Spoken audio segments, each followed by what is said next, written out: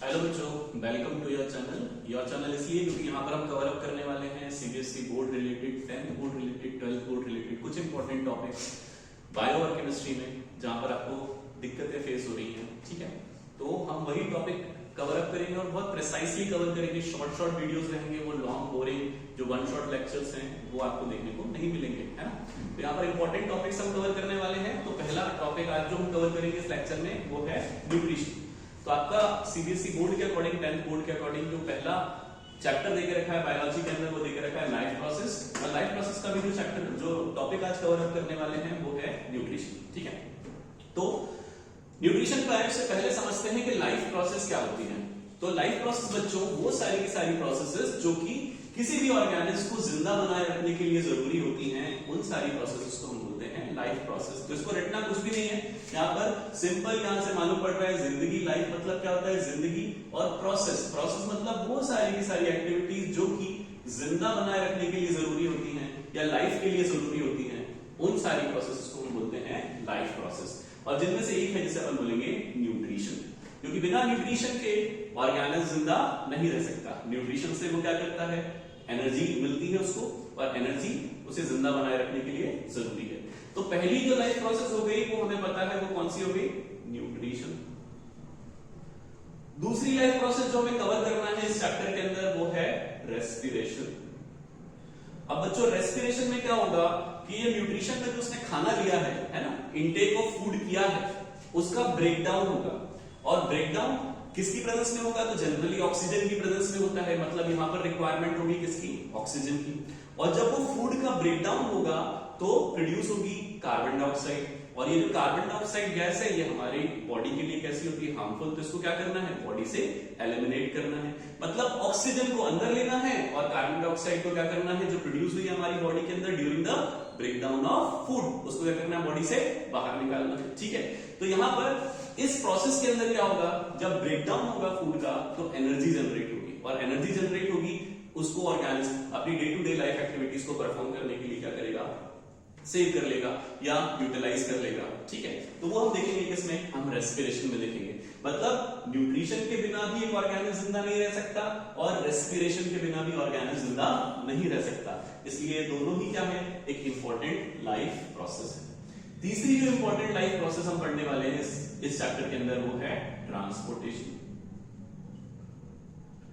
अब ट्रांसपोर्टेशन में क्या होने वाला है, तो ट्रांसपोर्टेशन में जो उस ऑर्गेनिज्म ने फूड इंटेक किया है ना, वो फूड डाइजेस्ट होने के बाद सिंपल फॉर्म में कन्वर्ट होगा, और सिंपल फॉर्म में कन्वर्ट होने के बाद डाइजेस्टिव ट्रैक्ट से सेल्स की तरफ मूव करेगा। तो सेल्स की तरफ ट्रांसपोर्ट करने के लिए वहां पर एक कोई ना कोई सिस्टम रिस्पॉन्सिबल होगा, और वो किसमें पढ़ेंगे, हम ट्रांसपोर्टेशन के अंदर पढ़ेंगे। ठीक है, सिमिलरली ऑक्सीजन की रिक्वायरमेंट है फूड के ब्रेकडाउन के लिए। मतलब सेल्स और टिश्यूज तक किसको पहुंचाना है, तो ऑक्सीजन को पहुंचाना है।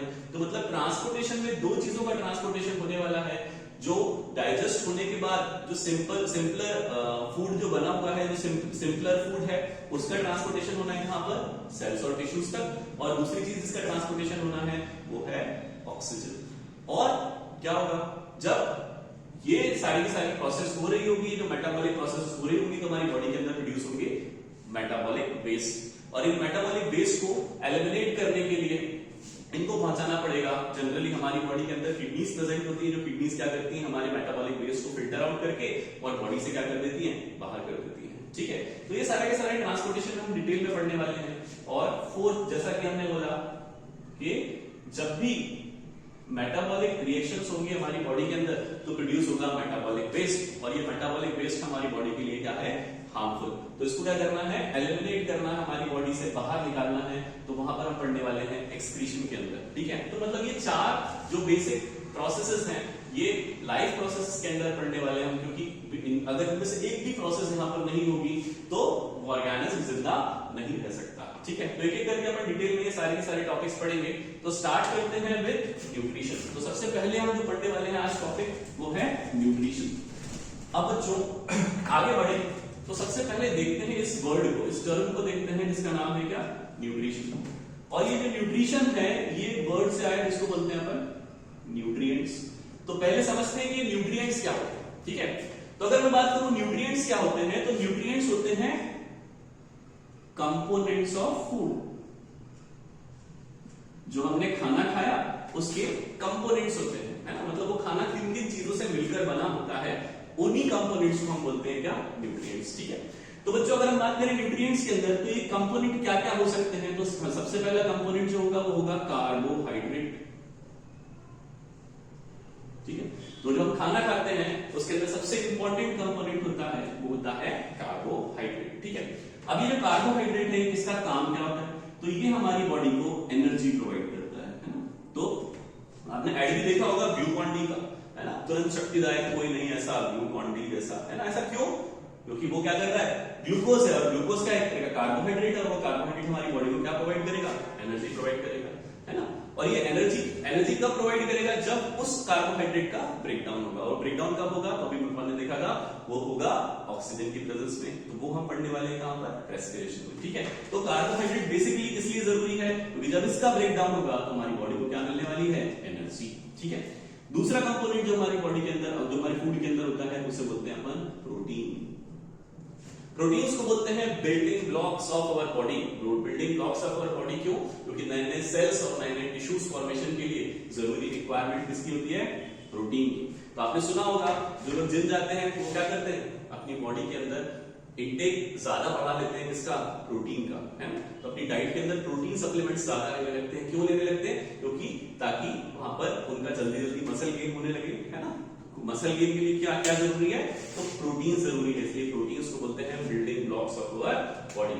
और तीसरा कंपोनेंट होता है जिसे अपन बोलते हैं फैट्स एंड लिपिड्स। ठीक है, तो तेल, घी, बटर जो भी हम यहाँ पर यूज कर रहे हैं वो किस कैटेगरी के अंदर फॉल होने वाला है, फैट्स एंड लिपिड्स। ठीक है, अब ये फैट्स एंड लिपिड्स क्या काम कर रहे हैं, तो फैट्स एंड लिपिड्स भी हमारी बॉडी को एनर्जी प्रोवाइड करते हैं।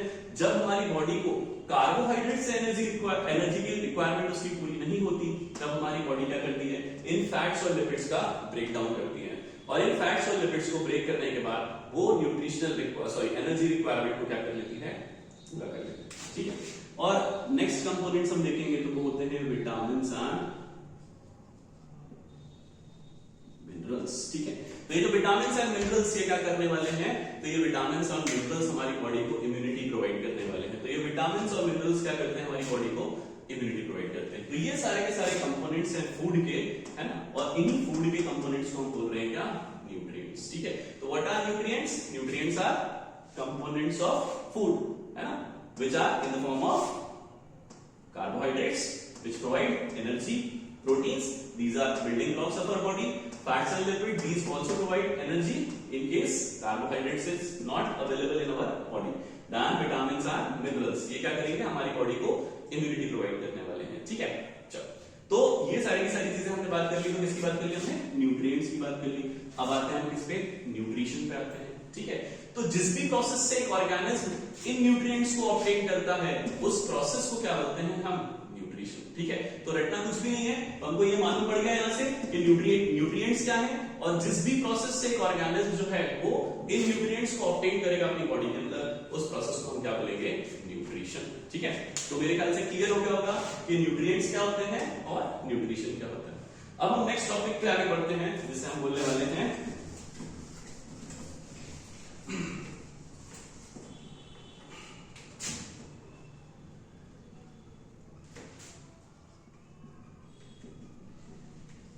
Modes of nutrition. तो नेक्स्ट टॉपिक जो अपने को पढ़ना है वो है मोड्स ऑफ न्यूट्रिशन।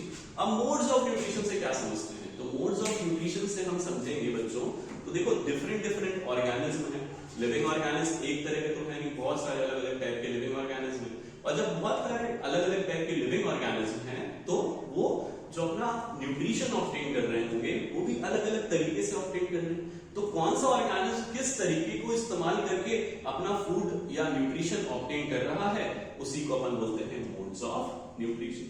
तो बेसिकली अपन क्या करेंगे, यहां पर इस मोड ऑफ न्यूट्रिशन को दो पार्ट में क्लासिफाई करेंगे या दो कैटेगरी में क्लासिफाई करेंगे। तो ये जो मोड ऑफ न्यूट्रिशन हो सकता है ये हो सकता है ऑटोट्रॉफिक या फिर हो सकता है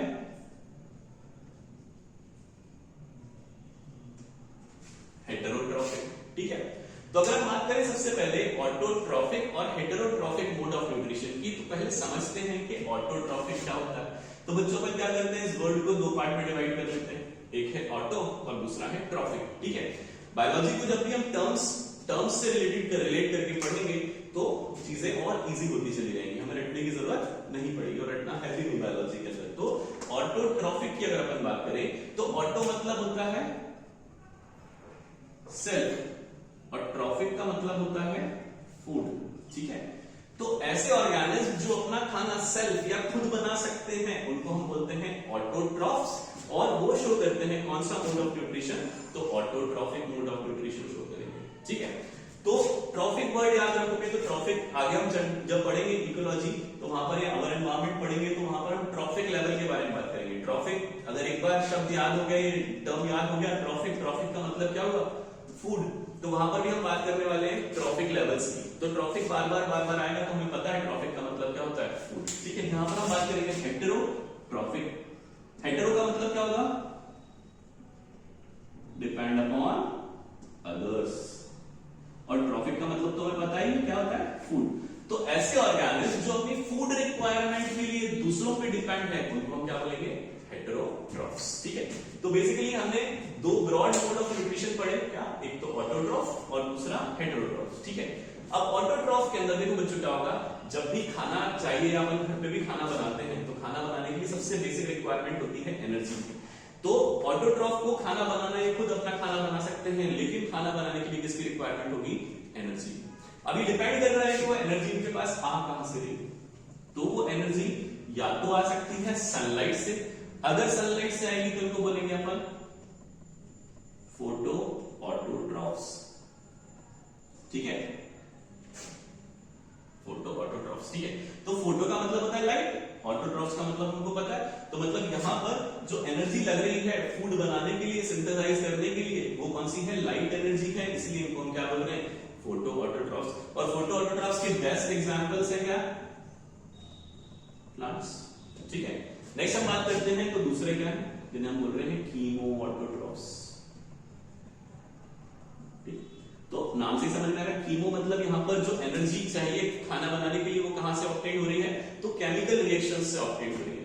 हमको पता है कुछ रिएक्शंस होती हैं एक्सोथर्मिक रिएक्शंस, जहां पर एनर्जी क्या होती है, लिबरेट होती है, एनर्जी रिलीज होती है। तो कुछ ऑर्गेनिज्म ऐसे होते हैं जो उस एनर्जी को यूटिलाइज करके अपना खाना बना लेते हैं, अपना फूड सिंथेसाइज कर लेते हैं, इसलिए हम लोग क्या बोलते हैं, कीमो ऑटोट्रॉफ्स। ठीक है, अब इसका एग्जांपल देखिए तो जनरली इसका एग्जांपल अपन ले लेते हैं सल्फर बैक्टीरियाज। तो ये जो सल्फर बैक्टीरियाज है ये जनरली हॉट वाटर स्प्रिंग्स में मिलते हैं। हॉट वाटर स्प्रिंग्स क्या होते हैं, आपने देखो ना गर्म पानी से भरे हुए कुंड होते हैं, उनके अंदर क्या होती है, केमिकल रिएक्शंस चल रही होती है, और वो केमिकल रिएक्शंस कैसी होती है, एक्सोथर्मिक। और एक्सोथर्मिक रिएक्शन होने के कारण क्या होता है, वहां पर हीट लिबरेट होगी, और हीट लिबरेट होगी इस कारण से वहां पर पानी भी गर्म होगा, और वहां पर जो बैक्टीरिया प्रेजेंट है वही हीट एनर्जी को यूटिलाइज करके क्या करेंगे, अपना खाना बना लेंगे, इसलिए इनको क्या बोल रहे हैं अपन, कीमो ऑटोट्रॉफ्स। तो सल्फर बैक्टीरियाज, आयरन बैक्टीरियाज, ये सारे के सारे क्या हैं, कीमो ऑटोट्रॉफ्स। नेक्स्ट हम बात करने वाले हैं हेटेरोट्रॉफिक मोड ऑफ न्यूट्रिशन की, मतलब ऐसे ऑर्गेनिज्म जो अपनी फूड के लिए डिपेंड है दूसरे ऑर्गेनिज्म पे। तो हेटेरोट्रॉफिक मोड ऑफ न्यूट्रिशन के अंदर भी अपन देखेंगे तो बहुत सारे अलग अलग मोड हो सकते हैं, डिपेंड कर रहा है कि ऑर्गेनिज्म की रिलेशनशिप कैसी है। ठीक है, तो सबसे पहला जो ऑर्गेनिज्म है उसे बोलते हैं अपन पैरासाइट, या पहला हेटेरोट्रॉफिक मोड ऑफ न्यूट्रिशन में जो हम पढ़ने वाले हैं वो है पैरासिटिक मोड ऑफ न्यूट्रिशन। ठीक है, तो ये पैरासाइट्स क्या होते हैं, तो पैरासाइट्स ऐसे ऑर्गेनिज्म होते हैं जो डिपेंड होते हैं अपनी फूड रिक्वायरमेंट के लिए दूसरे ऑर्गेनिज्म पे, लेकिन जिस ऑर्गेनिज्म पे ये डिपेंड होते हैं ये अल्टीमेटली उसको क्या करने वाले, हार्म करने वाले। तो ऐसे बहुत सारे ऑर्गेनिज्म हैं जो अपनी न्यूट्रिशन रिक्वायरमेंट के लिए दूसरे ऑर्गेनिज्म पे डिपेंड है, लेकिन बदले में उस ऑर्गेनिज्म को क्या कर रहे हैं, हार्म कर रहे हैं। ठीक है, तो उनको हम क्या बोल रहे हैं, पैरासाइट। अच्छा, पैरासाइट जिन भी ऑर्गेनिज्म पे डिपेंड होते हैं उनको बोलते हैं होस्ट। ठीक है, तो ये होस्ट की बॉडी के ऊपर डिपेंड है ना, और अपना न्यूट्रिशन ले रहे हैं और बदले में क्या कर रहे हैं, होस्ट को हार्म कर रहे हैं। अब जैसे एग्जांपल देखें अपन, तो अब आप देखोगे जो कैटल्स होती हैं उनकी कैटल्स की बॉडी पर, कैटल्स की स्किन पर छोटे छोटे टिक्स या हम बोल सकते हैं छोटे छोटे कीड़े जो होते हैं वो चिपके हुए होते हैं ना, और वो कंटिन्यूसली क्या कर रहे हैं उनकी बॉडी से, ब्लड सक कर रहे हैं। अब ब्लड सक कर रहे हैं तो वो अल्टीमेटली होस्ट को क्या कर रहे हैं, हार्म कर रहे हैं, और खुद का क्या हो रहा है उसका फायदा, क्योंकि वो न्यूट्रिशन ले रहे हैं कंटिन्यूसली। लीच है, लीच मतलब जोंक, बॉडी से चिपक जाती है और कंटिन्यूअसली ब्लड सक करती रहती है, और ब्लड सक करती रहती है तो उसको तो फायदा हो रहा है, न्यूट्रिशन मिल रहा है, लेकिन हमको क्या हो रहा है, नुकसान हो रहा है, कंटिन्यूअसली हमें हार्म कर रही है वो, ठीक है। तो अब डिपेंड कर रहा है ये पैरासाइट कैसे हैं, ये बॉडी के अंदर होंगे तो इनको बोलेंगे अपन एंडोपैरासाइट्स, ठीक है, और अगर बॉडी सरफेस पे होंगे तो इनको बोलेंगे अपन एक्टोपैरासाइट्स, ठीक है। नाम से समझ में आ रहा है, एंडो का मतलब अंदर और एक्टो का मतलब बॉडी सरफेस पे, तो अगर बॉडी के अंदर है तो एंडोपैरासाइट्स और बॉडी की सरफेस पे है तो इनको बोलेंगे अपन एक्टोपैरासाइट्स। तो एंडोपैरासाइट्स जैसे एग्जांपल अगर अपन देखें तो हेलमिंथस क्या होती है, तो ये राउंड वॉर्म्स होती हैं, ठीक है, जैसे एस्कैरिस हुआ, ये हमारी बॉडी के अंदर होती है ना, तो छोटे बच्चे होते हैं उनको पेट में छोटे छोटे कीड़े हो जाते हैं ना, तो वो कीड़े क्या है, एंडोपैरासाइट्स, क्योंकि वो बॉडी के अंदर है, ठीक है। और बॉडी के अंदर रहने के बाद क्या कर रहे हैं, वहां से न्यूट्रिशन ले रहे हैं और बदले में उस पोस्ट को क्या कर रहे हैं, हाँ ठीक है। तो हेलमिंथस जितने भी हैं, है ना, जनरली एस्कैरिस की हम बात करें तो वो सारे के सारे क्या है, एंडोपैरासाइट्स, ठीक है। फिर हम बात करें तो बैक्टीरिया की, बैक्टीरिया हमारी बॉडी को क्या करते हैं, हार्म करते हैं अल्टीमेटली, ठीक है।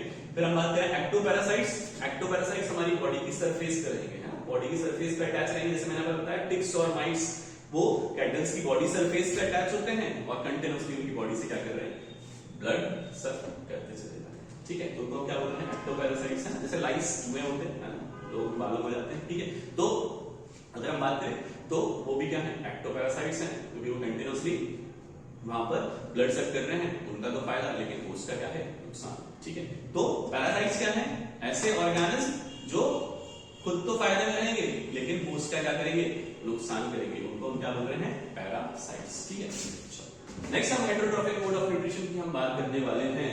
तो इस हेटेरोट्रॉफिक मोड ऑफ न्यूट्रिशन के अंदर जो नेक्स्ट चीज हम पढ़ने वाले हैं उसको बोलते हैं अपन सेप्रोट्रॉफ्स। तो अगर हम सेप्रोट्रॉफ्स की अगर अपन बात करें तो सेप्रोट्रॉफ्स क्या होते हैं, तो सेप्रोट्रॉफ्स वो सारे ऑर्गेनिज्म हैं जो डेड और डिकेइंग ऑर्गेनिक मैटर से क्या ऑब्टेन करने वाले हैं, तो अपना फूड ऑब्टेन करने वाले हैं, जैसे फंगस। तो आप देखोगे जहां पर भी dead and decaying organic matter होती है, सड़ी गली चीजें जहां पर होती है वहां पर फंगस होती है, और फंगस क्या है, एक तरह का सेप्रोट्रॉफ्स। बैक्टीरिया जहां पर जो सड़ी गली चीजें हैं उनके बैक्टीरिया भी बहुत जल्दी ग्रो करते हैं, तो वो भी किसके अंदर आएंगे, सेप्रोट्रॉफ्स के अंदर आएंगे। और अल्टीमेटली हम एक और मोड ऑफ न्यूट्रिशन पढ़ने वाले, जो भी होगा किसका, हेटेरोट्रॉफिक मोड ऑफ न्यूट्रिशन का एक टाइप, उसे बोलेंगे अपन होलोजोइक, ठीक है। तो अगर हम बात करें होलोजोइक मोड ऑफ न्यूट्रिशन की, तो होलोजोइक मोड ऑफ न्यूट्रिशन क्या होता है, तो ये एनिमल लाइक न्यूट्रिशन है। एनिमल लाइक न्यूट्रिशन मतलब जैसे एनिमल जिस तरह से एनिमल्स अपना न्यूट्रिशन ऑब्टेन करते हैं, उस पर्टिकुलर मोड ऑफ न्यूट्रिशन को हम बोलते हैं होलोजोइक मोड ऑफ न्यूट्रिशन। अब एनिमल अपना फूड ऑब्टेन कर रहे हैं, मतलब जनरली अगर हम देखें तो जोइक टर्म रिप्रेजेंट कर रहा है किसको, एनिमल्स को। तो एनिमल लाइक न्यूट्रिशन जो होगा वो कैसा होगा, होलोजोइक मोड ऑफ न्यूट्रिशन।